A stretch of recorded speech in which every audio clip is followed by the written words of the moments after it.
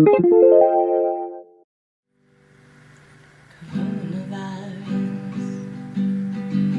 at home, wash your hands, and maybe help out your folks. You know they might be stressed out, so I'll try to help out and teach you some art from home. Oh, hey, I didn't see you there. It's a scary time.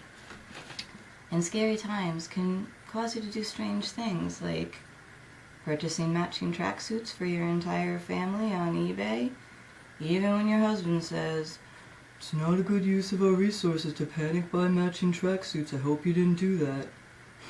He'll be singing a different tune next week when he's lounging on the couch all comfortably. But all kidding aside, I hope everybody's doing okay. And in an attempt to find some normalcy in all of this, let's make some art together. Let's get started.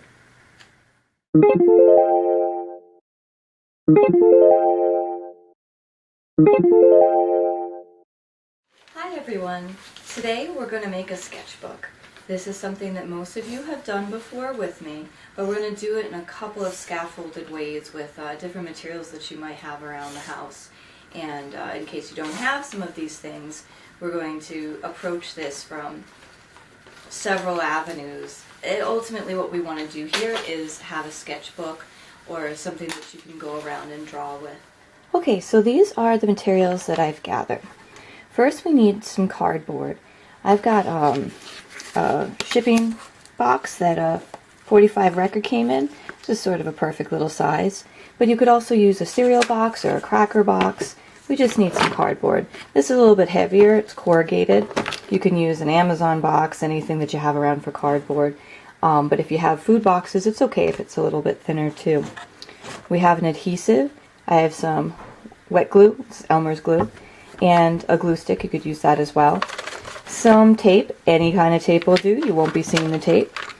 If you have a needle and thread, this is some embroidery floss, you can use that. If you don't, no worries. We can also use a stapler.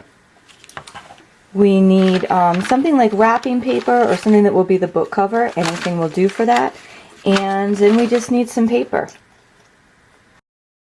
So the size of our paper is going to determine the size of your journal. You can make a tiny little one or you can make a bigger one. But I just have some printing paper here. You could use anything that you have around. So we're going to fold as many pieces as we want to be in our journal. Maybe I'll start off with 6 pieces. So we're going to fold these. 1. Fold them individually. You might remember that from in school because then you have the creases are lined up.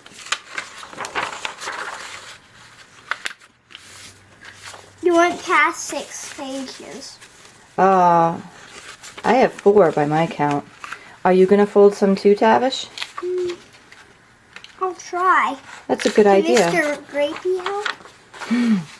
Tavish is eating grapes right now, so if you hear some loud smacking, that is him loudly eating grapes.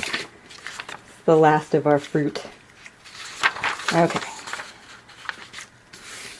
So we have 6 pieces. This is the, we call the hamburger fold.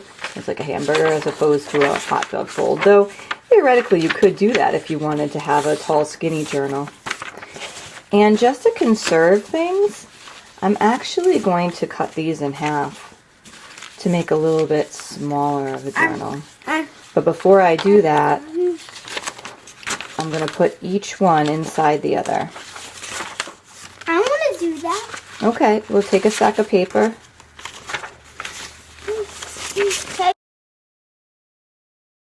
These all together, so now they're in, so you remember, a signature.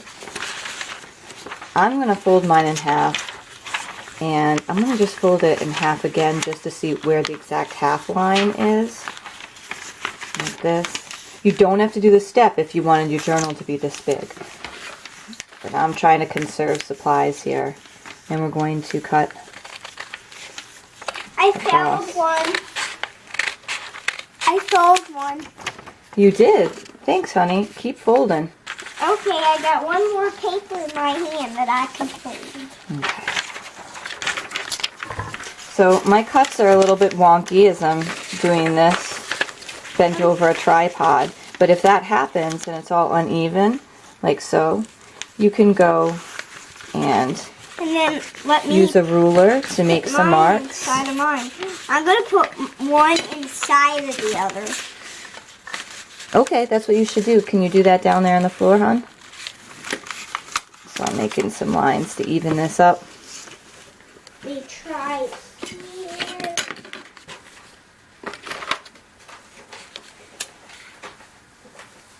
I'm making some sort of thing where there's like a hot dog coming out like this. Here, hold it under the camera, honey, so that they can see what you're doing.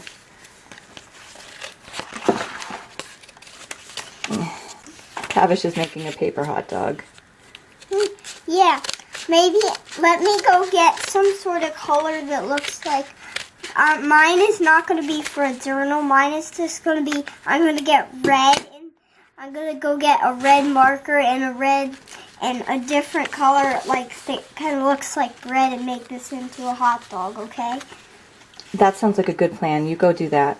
Okay, let me get some pieces to make a hot dog. And that's about as far as he gets into following directions before he goes off on his own course.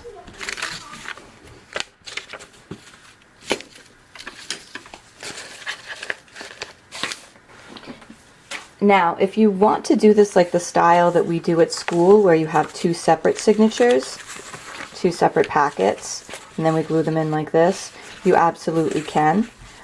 If you want to just do it as one packet, you can as well.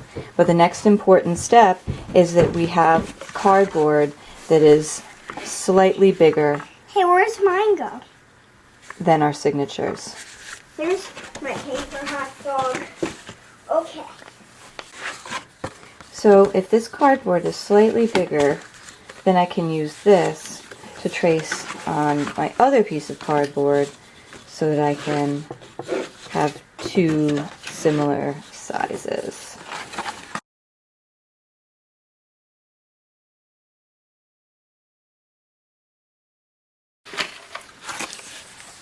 If you wanted to make one that was a little taller, it all depends on the size of the cardboard and the paper. The size of your journal is up to you. Using a cardboard box is convenient because you have the flap sizes that are already designated.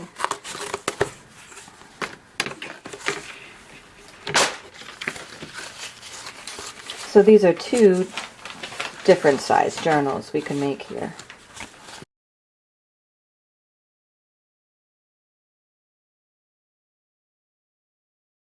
I'm making two so that I can show you a variety of ways that we can put these together.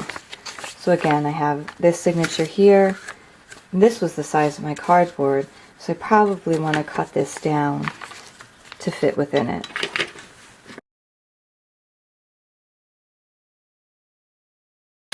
Just want to make sure that the pages won't hang off.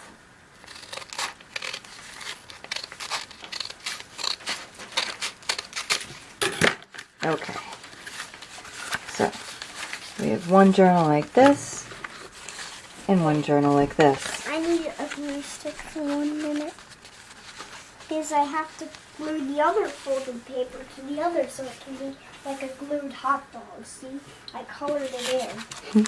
The outside is the bread and then the inside is the dog. We'll unveil that at the end, honey. So let's do the easy way first, maybe? With the easy way, if you have a stapler,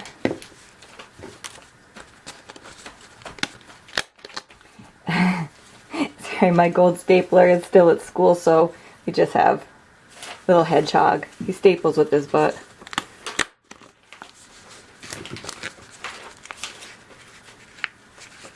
That's the easy peasy lemon squeezy version. So we'll put that aside. Now in our other one, if you have a needle and thread, embroidery thread, yarn even, you could do this. So next we need to make some holes in our signatures, and there's a variety of ways we can do this. If you happen to have an awl around, you just hold it down against your surface and pull it up for a hole. You could also use a compass or anything with a kind of sharp point, but we don't have to do it that way. I know that I had to look pretty hard to go and find this tool, and I'm imagining not everybody has them around at the ready. So another thing you could do to make that hole is to hold it together and make a tiny little hole that way. Sort of the way we used to make snowflakes back in elementary school. Okay, so a variety of ways that you can make a hole through there.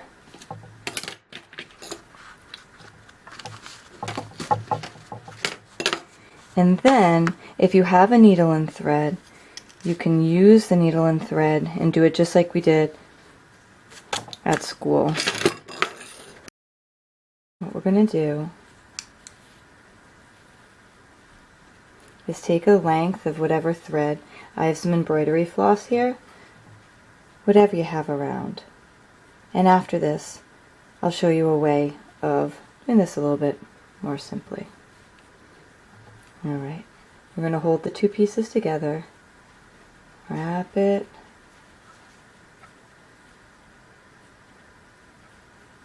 we want to make a knot. I'm going to make a double knot as well, just for good measure.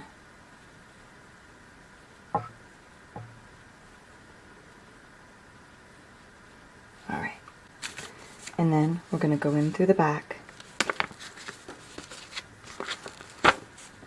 through that hole, through this hole,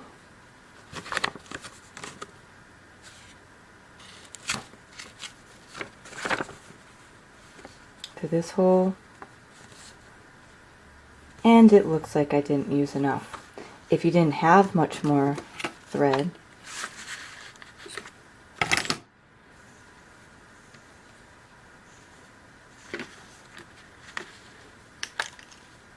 you can just tie it off right there.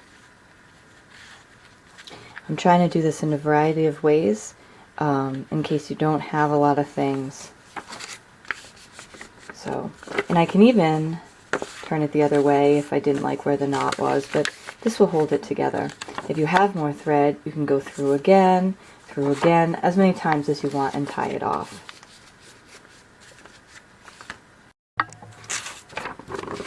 And as a refresher, this is the way that we did it at school. Start in from the top, go through the middle, top, back through the center, pull the knot to the side. Should be giving everybody a little bit of deja vu right now. Ow. Poke yourself. Through here. And then we go under, make that little loop, and then through and pull towards you.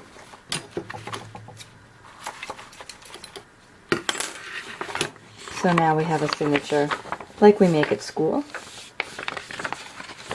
But you might be saying, oh, Stevenson, I don't have any of that stuff at home. And that's perfectly fine, because we can really tie this together in any way we want. Stapling it was one way. If we didn't have a lot of thread, we could do it partially. If we had a lot of thread, floss or yarn, we could go through, kind of do it all thoroughly like that. But we have another option too.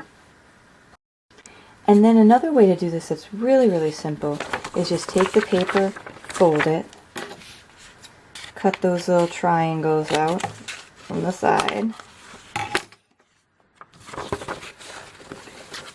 and then take anything.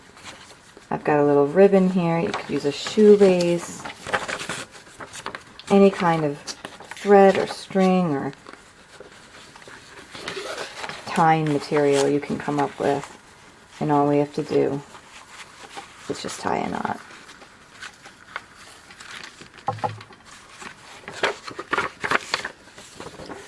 So now we can have it this way as well. So we have a really, really simple way there. Kind of halfway if we don't have a lot of materials. The way that we do it at school. And then just some staples. But we have these packets of paper, also called signatures, all ready to become a journal. So now, this is when we need to make our book covers. So we're going to put these aside.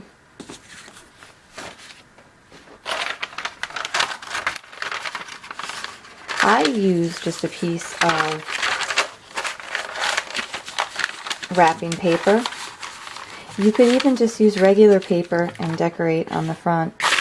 And we want to cut it to size of whatever our pieces of cardboard look like. I think this is an extra here, so I'm going to cut this off.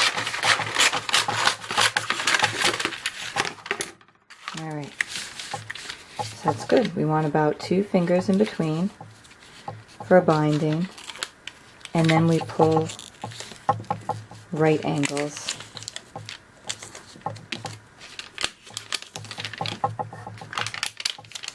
Just like wrapping a present. And then we'll pull over our sides at the top and bottom.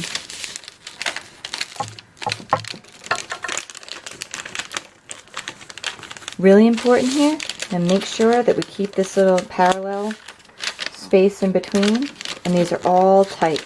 There's no extra room up there. It goes right to the edge. And now here's where we use our tape. This can be any kind of tape, whatever you have around.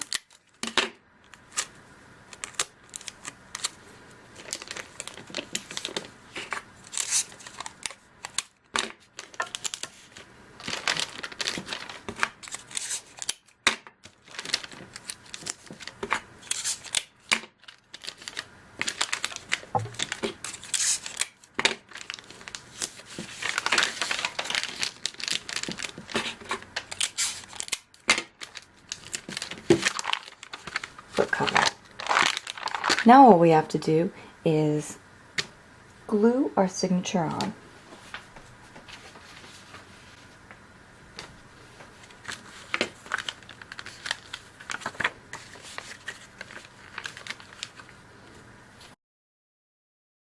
Oh, I don't have any squeegees around. I'm just using a scrap of ribbon.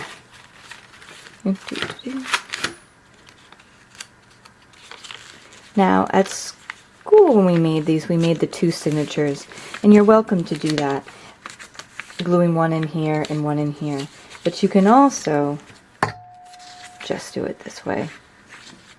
The reason why we do it that way at school is so that we have space to put more signatures as the year goes by, but hopefully we won't have the necessity for quite so much time. So now we have a little sketchbook to take with us.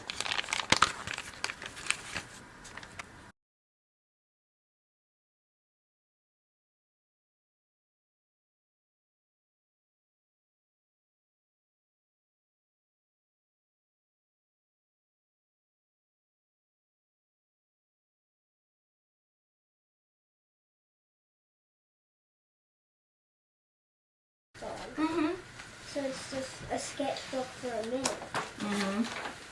Just showing how to make one.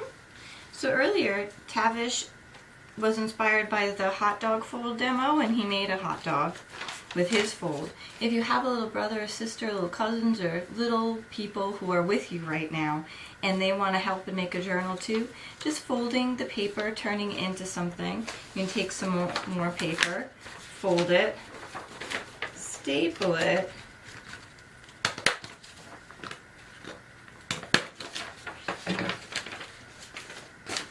and glue it in.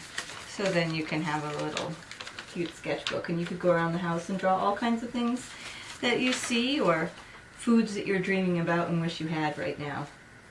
What do you think? Yeah, it's So that's how it works. That is how it works. You want it to go back to just being a hot dog, don't you? Yeah. There you go. This is my thing. So He needed to make his own thing.